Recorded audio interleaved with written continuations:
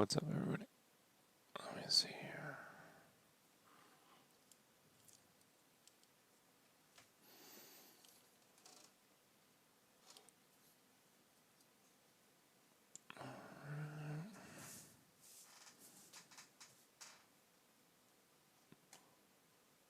I see notifications for streaming haven't gone out yet. So while that's going down,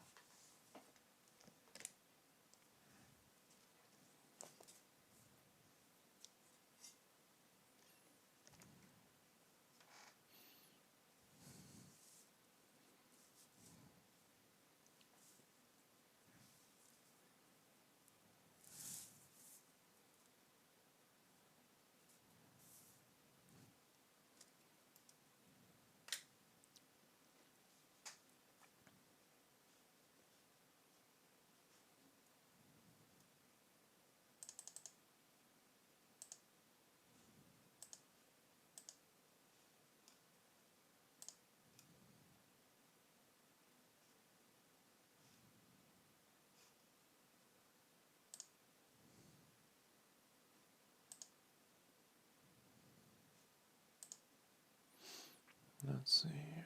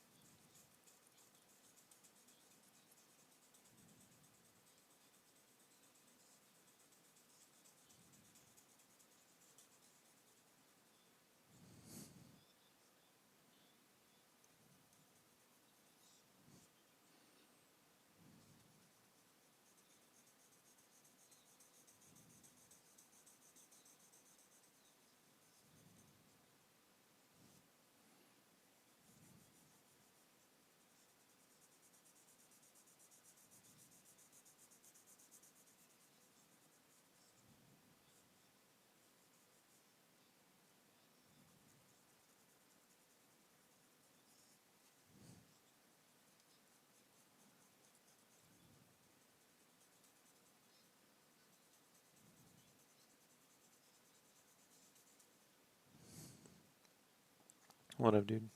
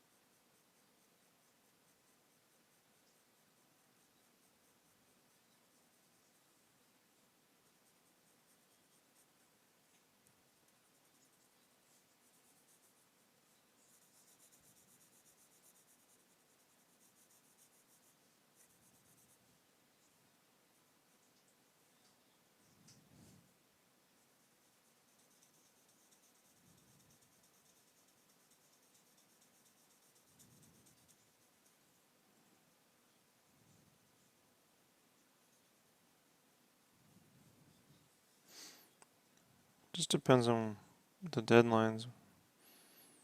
Streaming depends on deadlines, guys. When I have to move fast and I'm under pressure, I can't stream. You know.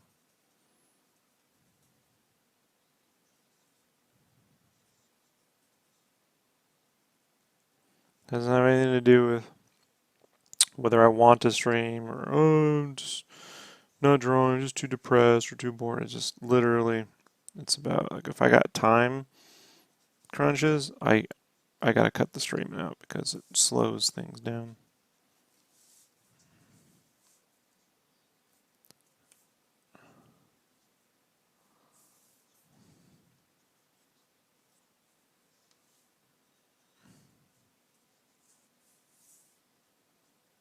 All right, so.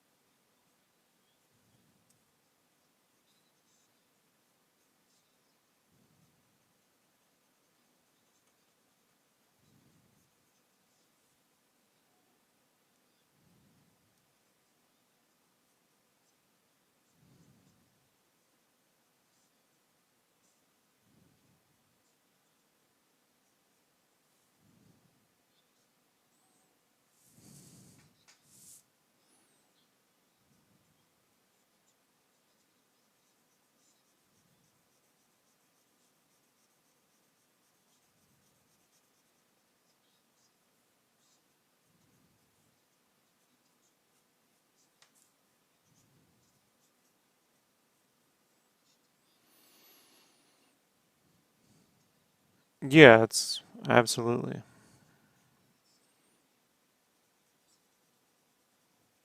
The realities are, like there's stuff I'm doing right now, man. There's stuff I'm literally working on 5 hours a day. I can't share. I don't even know if I'll ever be able to share it. But it's freelance work. It's illustrations. One of the most complicated drawings I've done yet, and I don't know if it'll ever be something that I can even the final. You know, that just has to do with the fact that sometimes companies buy things and they shelve it. You know, I've had a lot of my work shelved over the years. That's why I stopped drawing comics.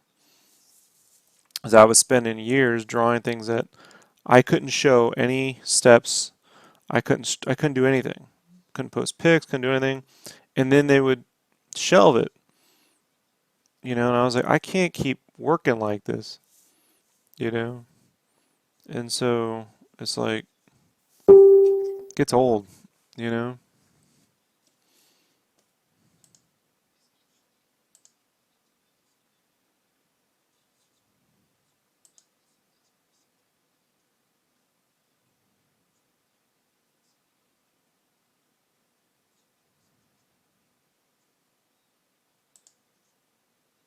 Yeah.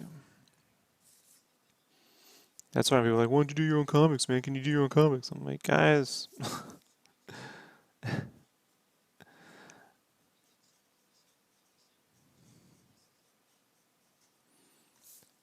had I held off my comic work until 2010 or 11, then my whole career would be completely different. But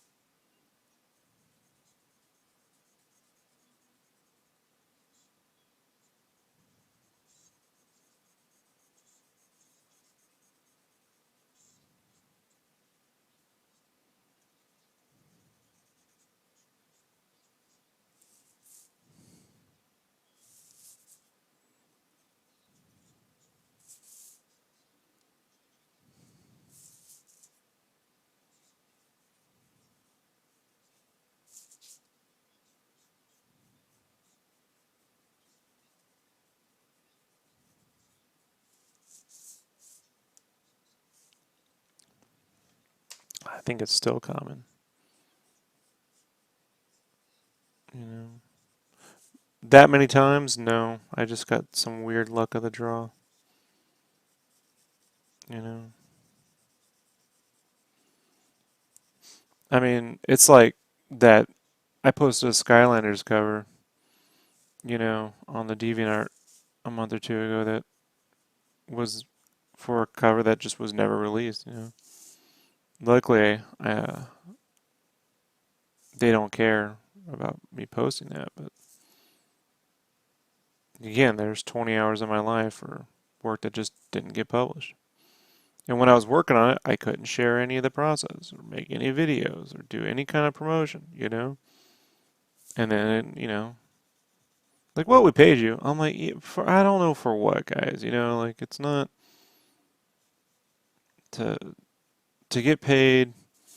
I mean, look, getting paid how much? A few $100. It's like not exactly.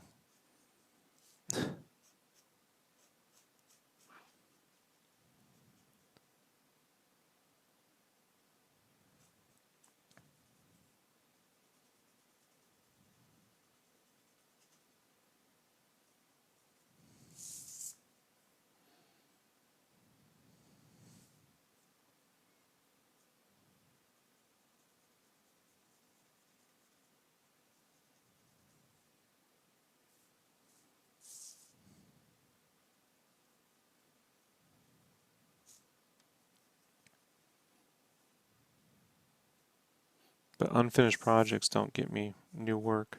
So great. Eventually, I'm like, well, this would, doesn't work that way.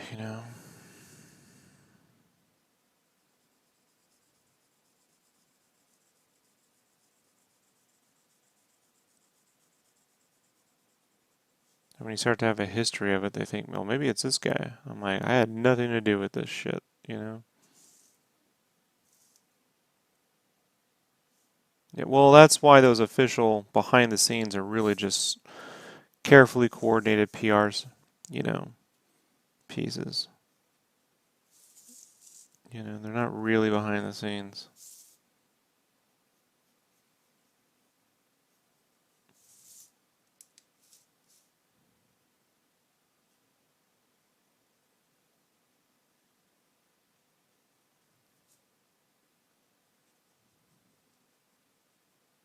Especially if nowhere in there they say the views expressed and here are not the views of.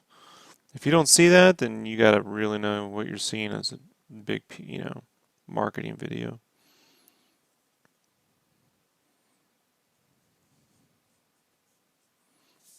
It's one of the things I loved about going to Comic-Con back in the early 90s is I could actually get stories from professionals, but that shit never got published, so they used to be very open. Tell you all the fucking real stories.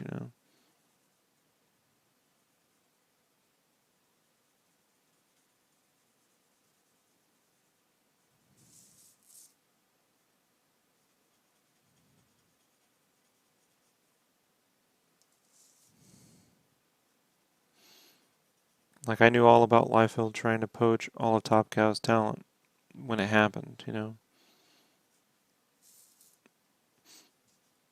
It took almost 20 years for that to come out.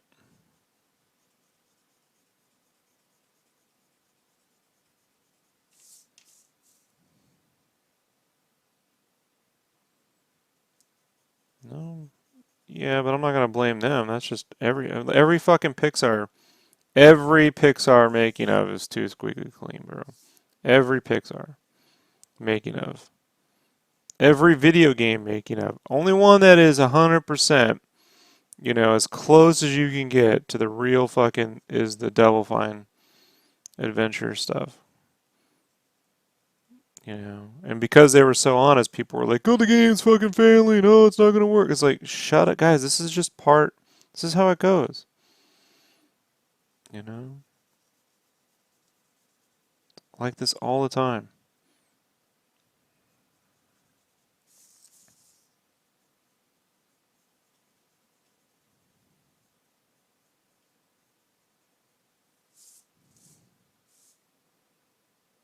But, you know, man, like I said, I've been reading making of and Cinefex and Starlogs and going to cons since the 80s. And so I don't really get into the online discussion about shit I already know.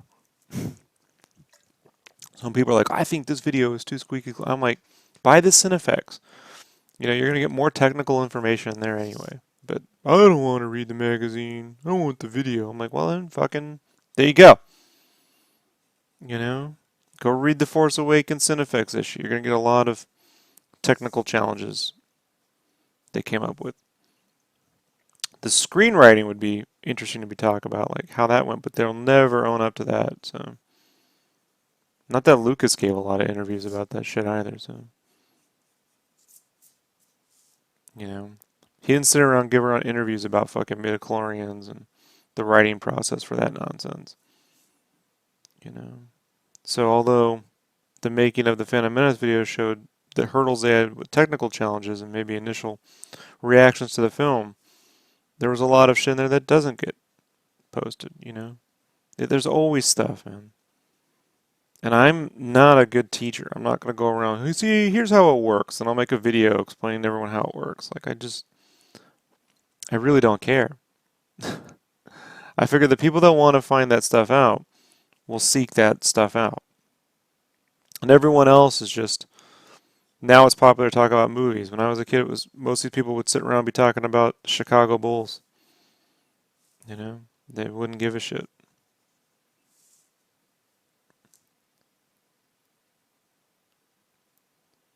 No, not by any measure.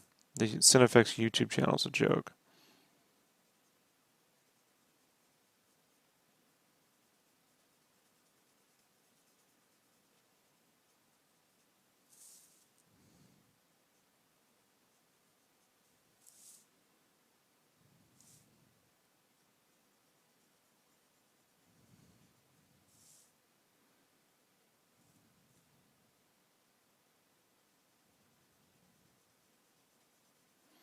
Don't worry, you'll see it in your lifetime, man.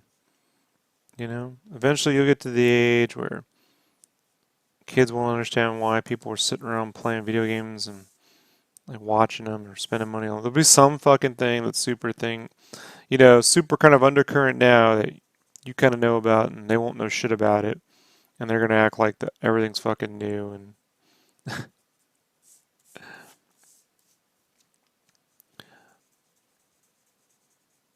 well, go read an issue of Cinefex magazine, and you'll see. The conversations in the magazine are way different.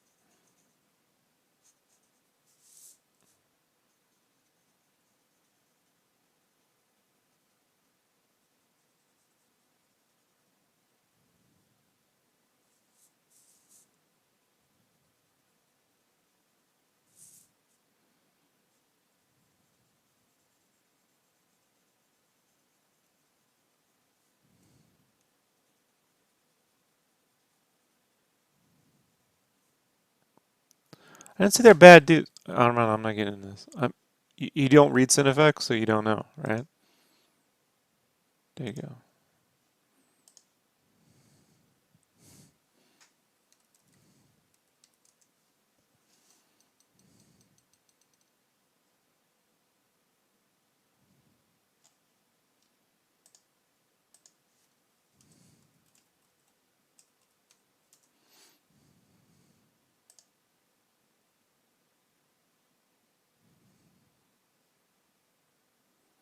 The Cinefex channels are all about top 10, best 4 shots, 9 things you didn't know. That's not what the magazine's about. It's nothing about that. It's in-depth technical information on the special effects that were used to create visual effects shots and films. Very technical. The Cinefex fucking movie channel, oh, it's Cinefex. The Cinefex. No, okay. There is no Cinefex YouTube channel. You think about Cinefex? Well, there's the Cinefex. Is that the same? That's Cinefix. The Cinefex YouTube channel. They did the breakdown videos like a while back. But it's been a while, dude.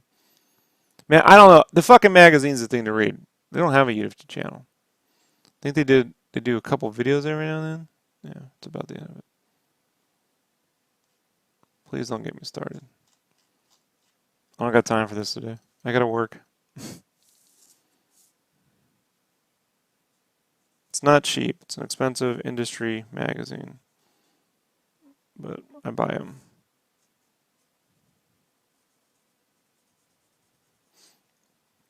I don't get every one anymore. I just buy individual issues as they come out.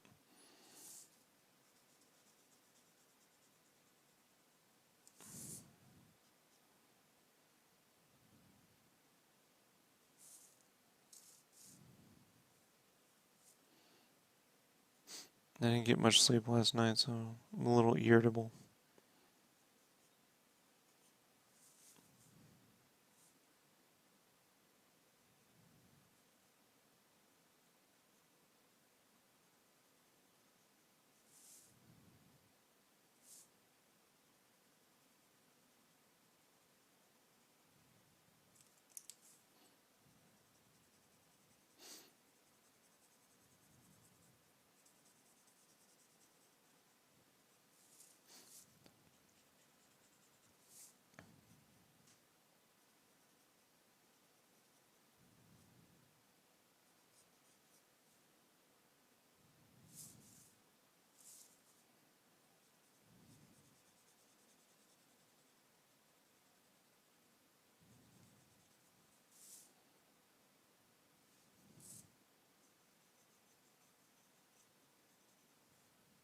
So we'll go this way.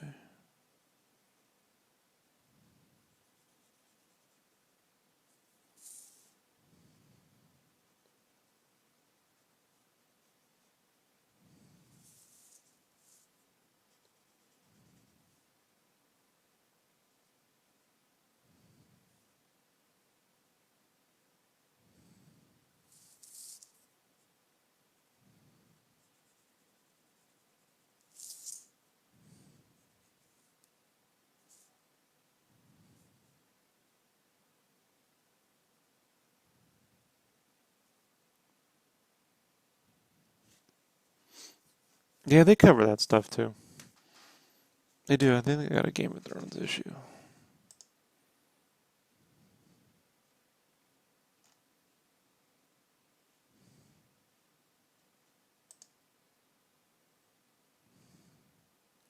I got the Thanos one coming. It's fucking pretty dope.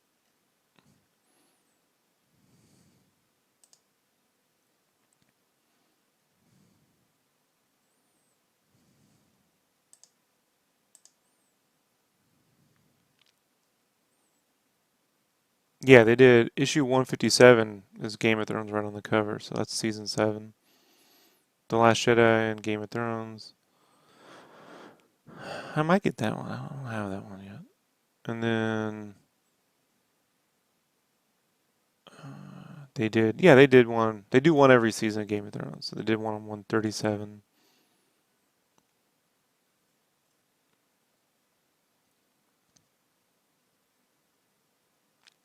So forth and so forth.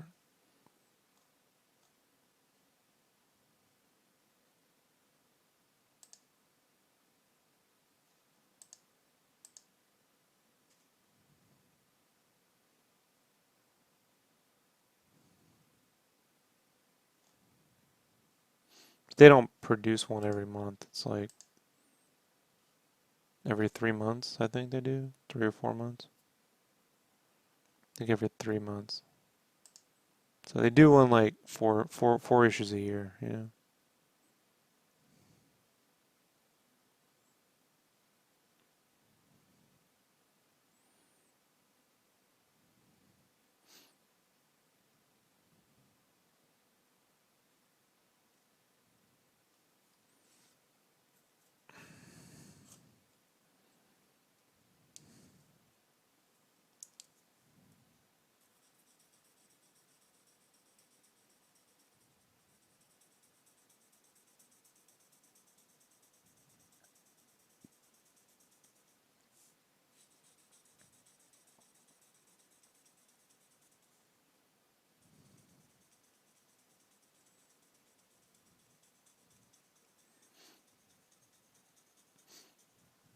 One of my favorite ones is the Inception one. They covered everything. That was a good one. All the Avatar one was dope. I got the Titanic one back in the day. Yeah.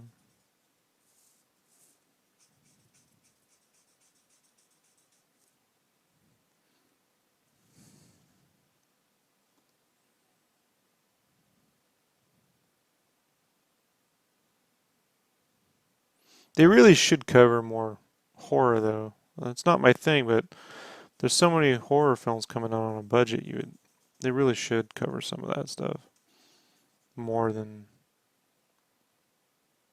like Miss Peregrine and the Ben-Hur remake. You know.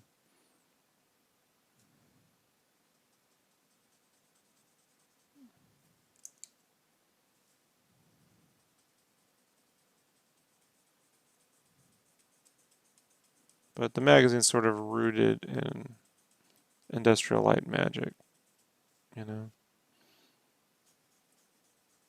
So sort of has its roots in the sci-fi fantasy genre.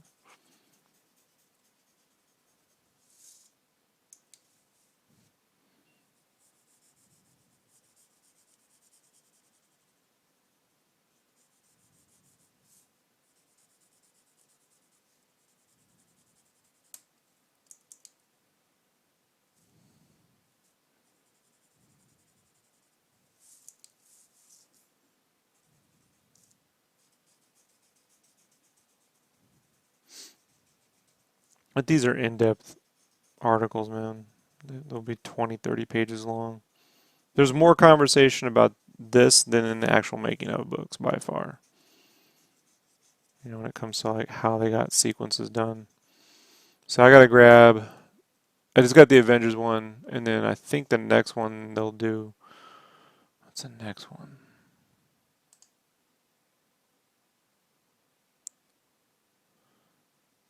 But there's tons of horror movies that get made every year. They really should be covering some of that stuff. The next one's Solo. And Deadpool. So the one after that, or the one after that, will be whenever the Mission Impossible one comes out. I'm interested in that one. They'll cover that.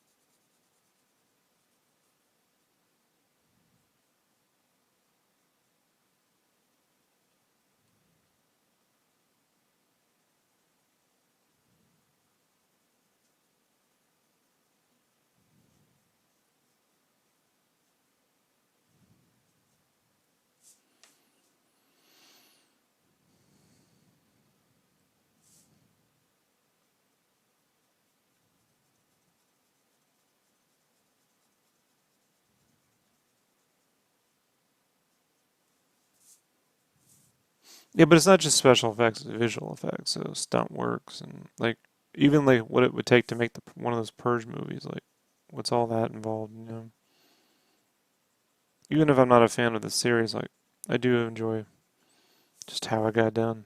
It's all incredibly difficult.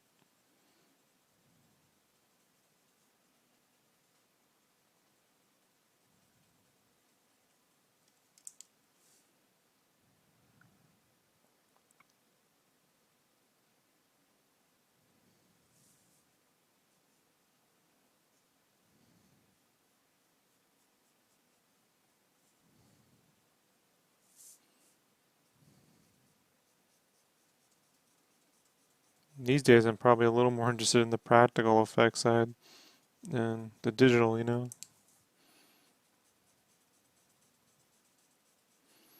Like covering what, matte work and visual effects and stunt work is being done even on like on a show like Daredevil, you know?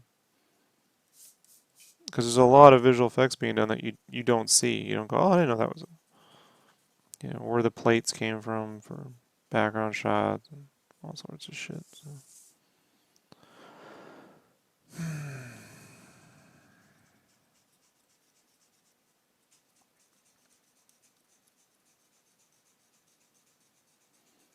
This is the kind of stuff I read, guys. I don't read gossip on like who was cast in the new movie. Don't give a shit.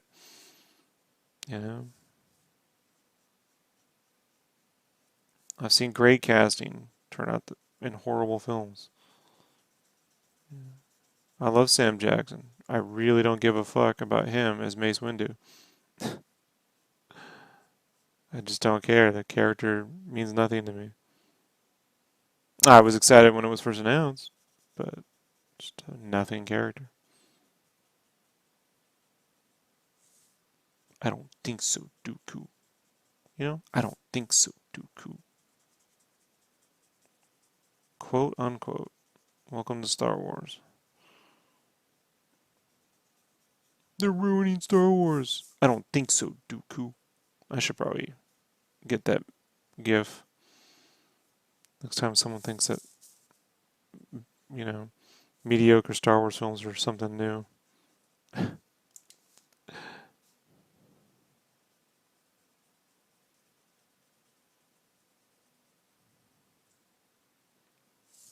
I submit to you guys The Caravan of Courage.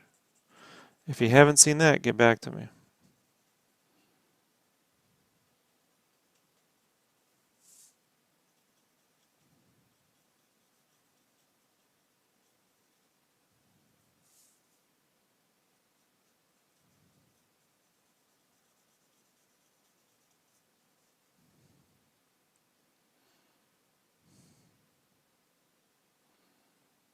It was horrible when it came out. Wasn't like I was a kid going, "Oh, well, I like it. I'm a little kid." Like, no, no, I didn't like it. I don't like the Ewok movies. I didn't like them, and I was the target audience.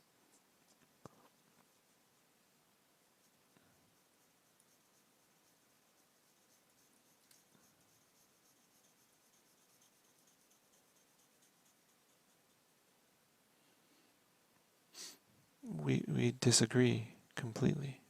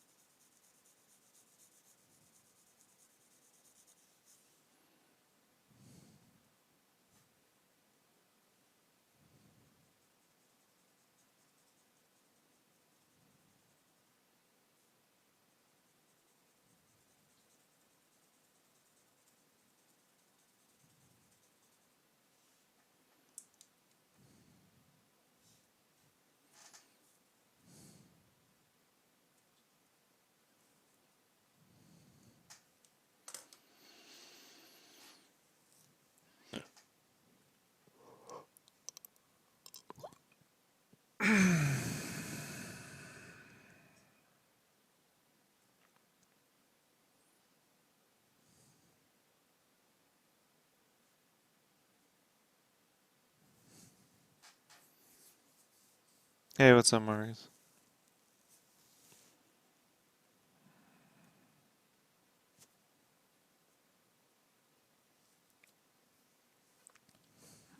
Let me think about this before I move on.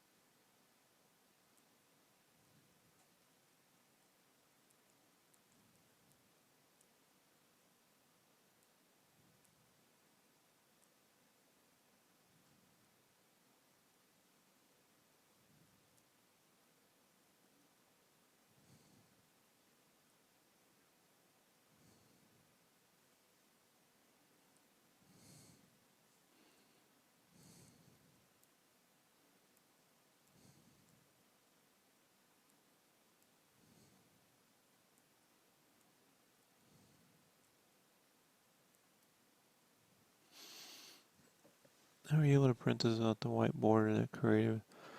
I don't. I just draw in the sides. So it created a white border.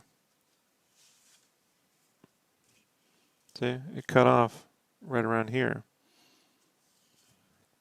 All I do is I let it crop off the art, but as long as you don't scale it, if it's 100%, if you print out 100% and let it trim the art, then whatever's missing, you just you just line it up and sketch it back in.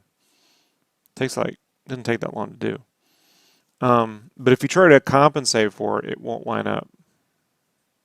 Like if you go, oh, I'll make this 97% to try and make it off, it won't work. So you just let it get cropped off, like it cropped off to about here, and then I just go in.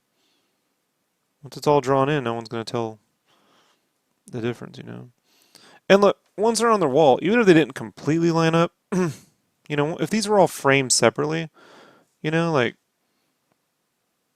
canvases, right? Like when people do like a multi-canvas painting, one, two, three, they don't really line up, but the distance, you know, it fits. You know, your mind fills in the gaps. It's close enough.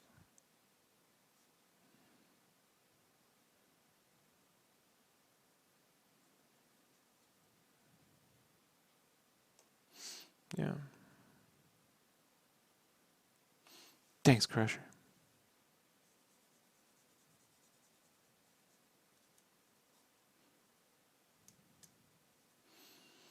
But I think sometimes we kind of overthink it, you know? Like when I do the 11 by 7, one second, guys. When I do the 11 by 17 prints, they line up mostly. You know, they're not perfect. And some people go, well, they didn't perfectly line up. I'm like, I'm not giving you a poster. It's two prints. They line up mostly. I made the art 100%, you know, but it's a limitation. The trade-off is the price, right? You know, just like in a magazine, you have a gutter. It's like, well, you know, no one complains. In trade paperbacks, there was a whole like benefit of floppies over trade paperbacks was that well they're stable bound, so you get those big spreads, but no one cares anymore. Like it, People rather would just have a nice, perfect bound trade paperback on their shelf, and no one cares about the trade-off, right? Oh, what's up, Vale? I'm just getting the shade done for this, so I think that'll be enough for now.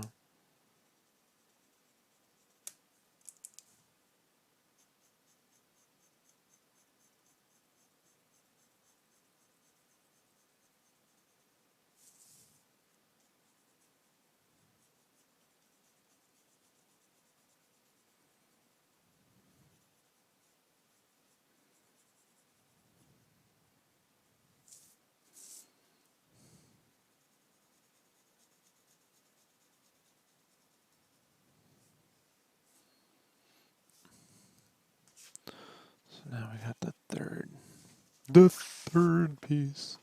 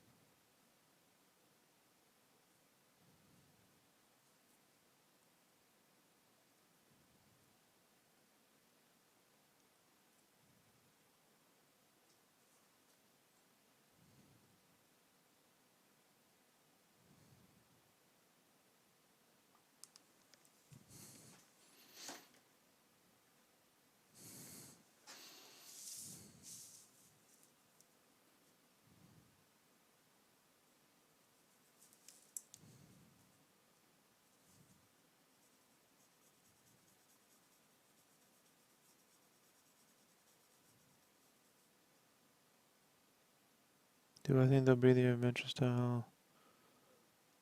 Dude, they've made those games, right? Wasn't Sonic 4 like that, or was it Sonic? The one before this, Sonic and the Cursed Sword. You For me, in order to get my attention, because I think the gameplay's kind of run its limits with that.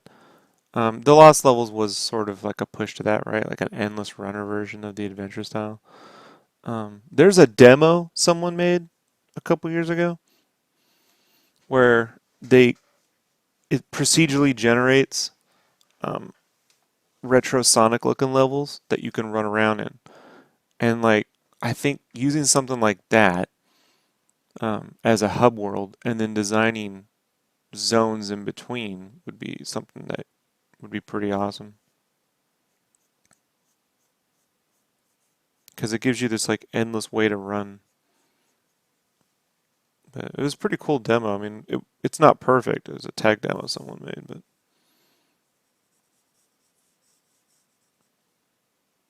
Sega, the Sonic team and the Sega proper are not the most creative developers on the planet right now, and I sort of got the feeling, having talked to a few of those cats, is they're taken aback by the sales of Sonic Mania compared to everything else.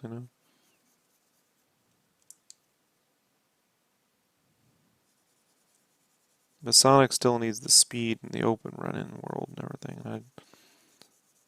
That tech demo, I think, was the best idea moving forward. Like, it'd be really great to get that for a lot of different zones and then have specific, more handcrafted levels for the challenges. If I had my way, but I don't have my way. So,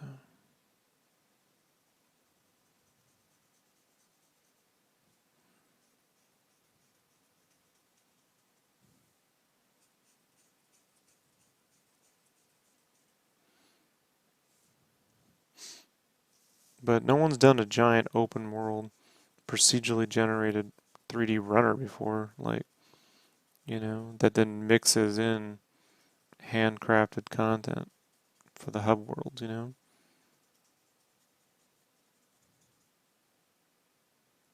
Oh, tell me about it. We put it in the preview for Megavisions. It was like, meh.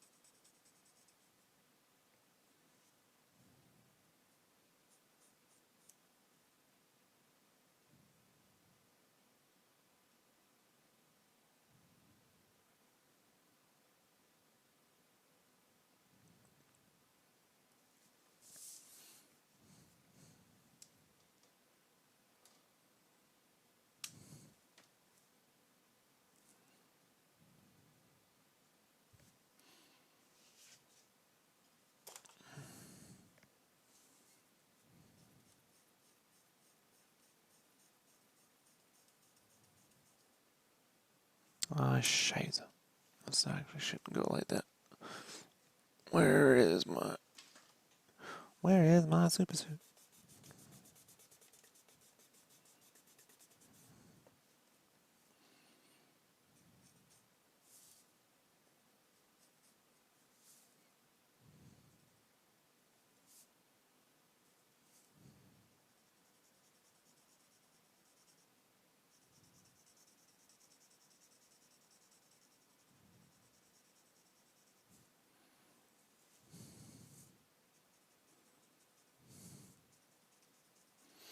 Yeah, and I wouldn't get your hopes up for this new Sonic racing game. It wasn't.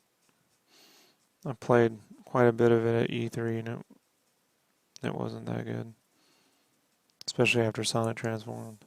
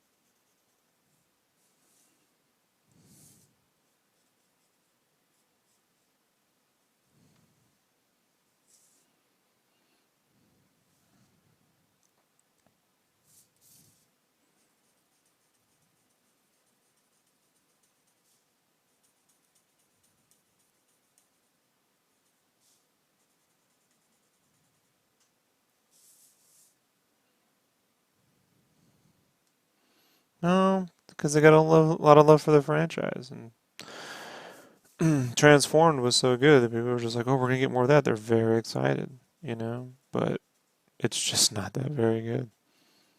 It's not graphically impressive. You could say, "Well, it's an E3 build." I'm like, "Well, that's the one they had me play, so I'm letting you know." It wasn't graphically impressive. It really struggled to meet 30 frames per second. The gameplay mechanic of the team racing didn't add anything. Felt more like a souped up mobile game in a way.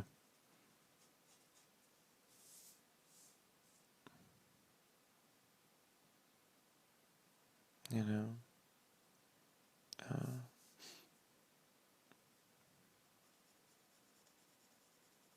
my favorite racer of all time is Crash Team Racing and Diddy Kong Racing. They're not the Mario Kart games.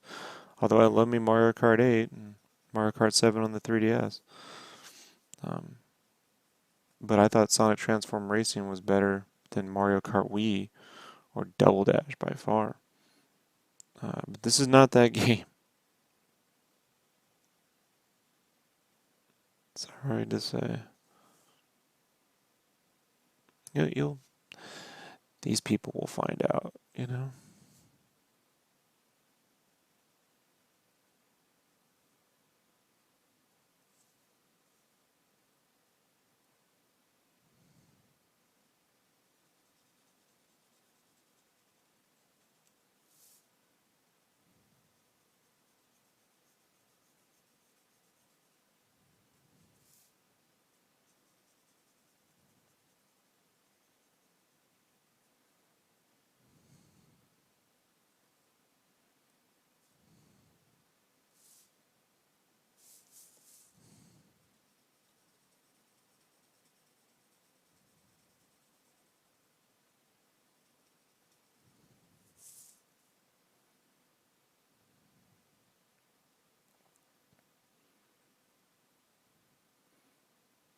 Uh,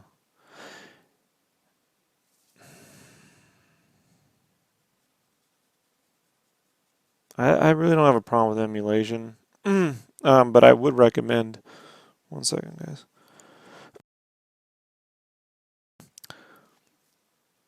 You know that some of those, if the PlayStation Store has a lot of good options. However, a lot of the games I own, I'm not going to rebuy them. You know, like I've played the crap out of them. So, and when it comes to Nintendo 64, it's like I kind of need it anti-aliased. You know, I don't want like the 64 mini scares me because it's like, are they gonna be blurry or are they gonna be up-res? What's the tech on that? You know.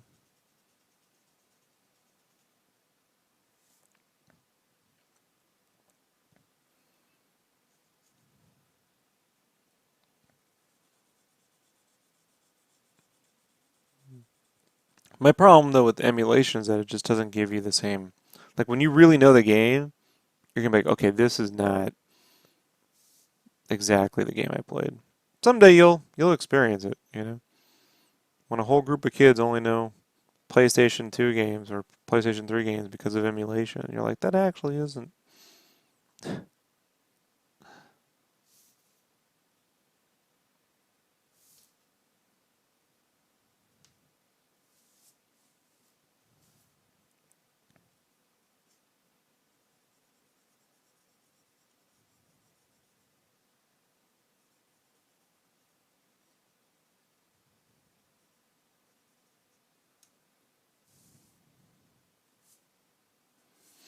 I mean, I used to hear from my older friends about certain arcade games.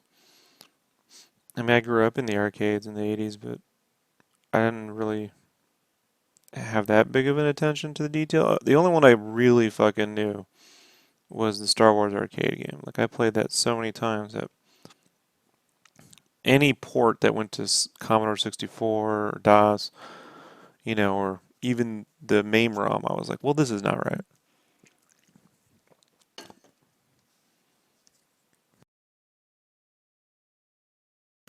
From the speed to the timing of things to musical cues and sound effects, like,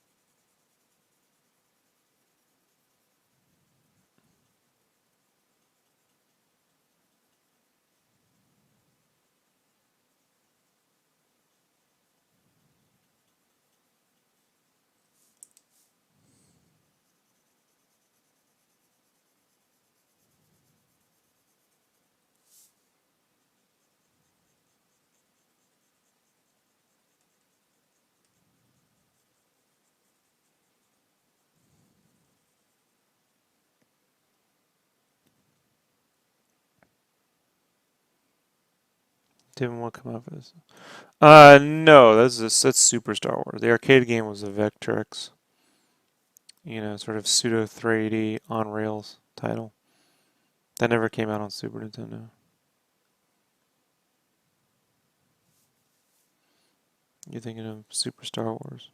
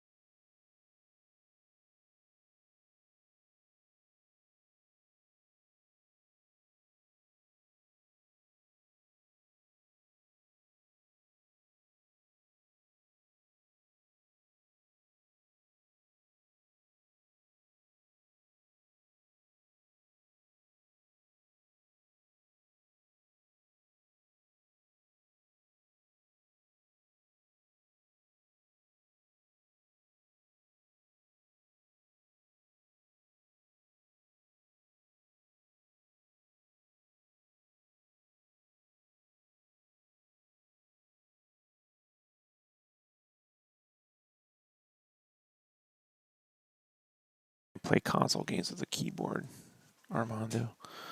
Give me a second.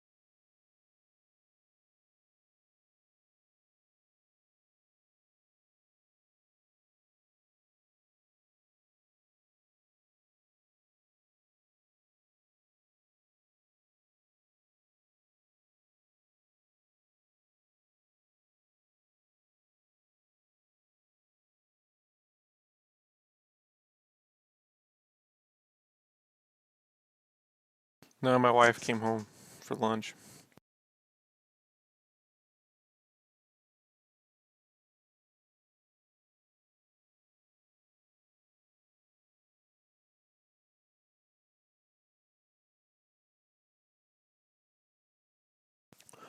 There's a whole situation downstairs I have to deal with. Haven't played much Spyro. Yeah, I can't. I can't. I'll tell you what I can't agree with. People playing console games with keyboards.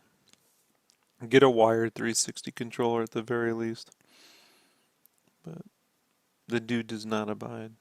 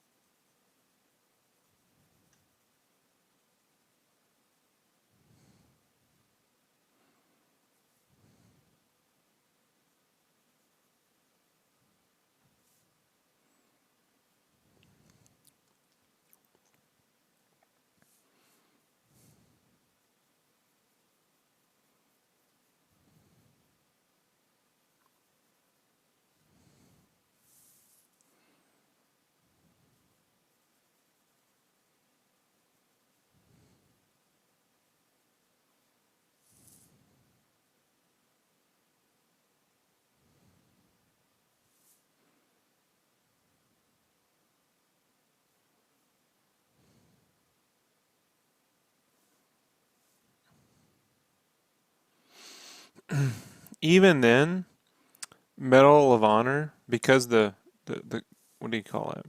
The original Medal of Honor on the PSX doesn't work well with the mouse and keyboard because it was really designed with the controls in mind. So there's like a lot of reticle adjustment, you know. I'd say maybe something like a Halo, you know. But yeah, I mean, definitely by the PS2 era, when you get to like games like Red Faction and Red Faction 2, would probably be better with a mouse and keyboard.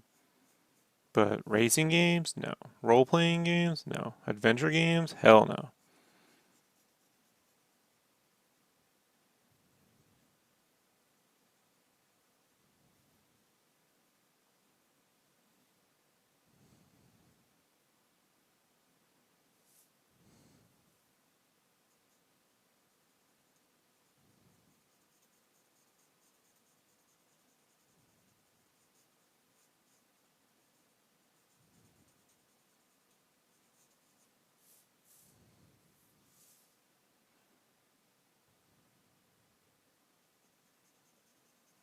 Gotta remember with a lot of those With a lot of the early console first-person shooters, there's a lot of reticle. Uh, the bullets are jumping to heads when they get within a certain hitbox range. So it doesn't always feel right. Same like GoldenEye, like you would think a mouse and keyboard make more sense. And it does like on the Steam version when they just modded um the Half-Life engine built all the maps, but on the actual game, no.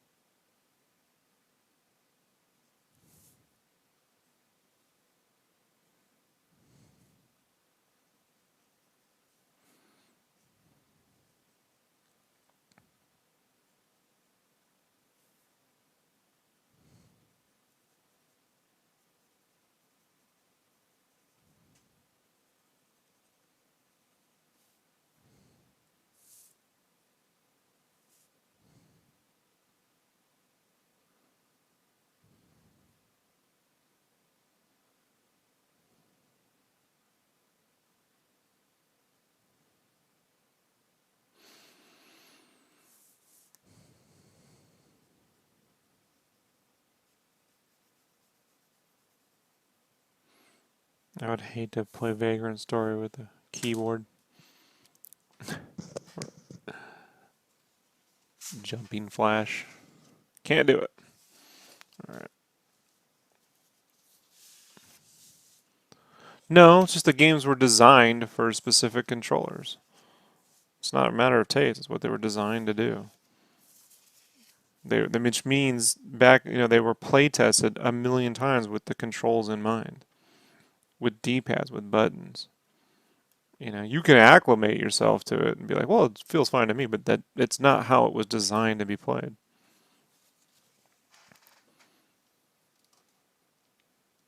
Nothing about preference.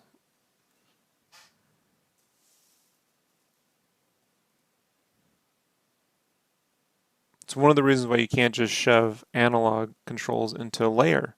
Even though you would think, well, third person, it was designed with the 6-axis motion. The controls don't even line up.